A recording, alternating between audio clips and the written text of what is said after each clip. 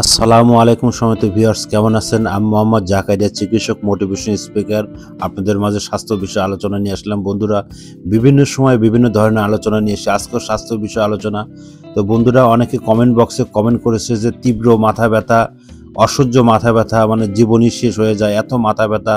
তো বন্ধুরা, এই ভিডিওটা প্রথম থেকে শুরু করে শেষ পর্যন্ত না টেনে অবশ্যই শুনবেন। প্রথমে একটু লাইক দিবেন, সাবস্ক্রাইব করবেন, নোটিফিকেশন অন করবেন, পেজে ফলো দিবেন, তাহলে স্বাস্থ্য সম্পর্কে নোটিফিকেশন আপনার কাছে পৌঁছে যাবে। তাহলে বন্ধুরা শুনুন, আমাদের প্রথমত বুঝতে হবে যে আমাদের কি ব্যথা, আমাদের কি মাইগ্রেনের হাফ ব্যথা না পুরো মাথা ব্যথা। আমাদের কিন্তু লাইফ হিস্ট্রিতে কিন্তু দেখা গেছে যে অনেক দিন আগ থেকে ঘুসঘুসানি জ্বর এবং ঠান্ডার জ্বর, সেই ক্ষেত্রে কিন্তু হাঁচি কাশি বা সেই ক্ষেত্রে কিন্তু মাথা ব্যথা হয়, বা আমরা অনেক সময় কিন্তু এলোমেলো ওষুধ খাই।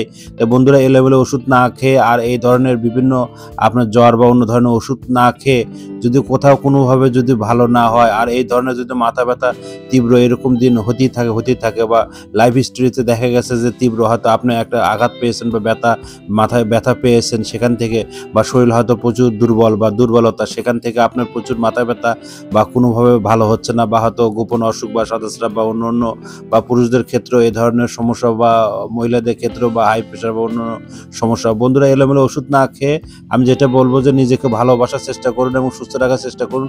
প্রয়োজনে আপনারা কোথাও যদি কোনোভাবে ভালো না হয়, আমার এই ১০০ বছরের প্রতিষ্ঠান, আমার এখানে আপনারা আসতে পারেন।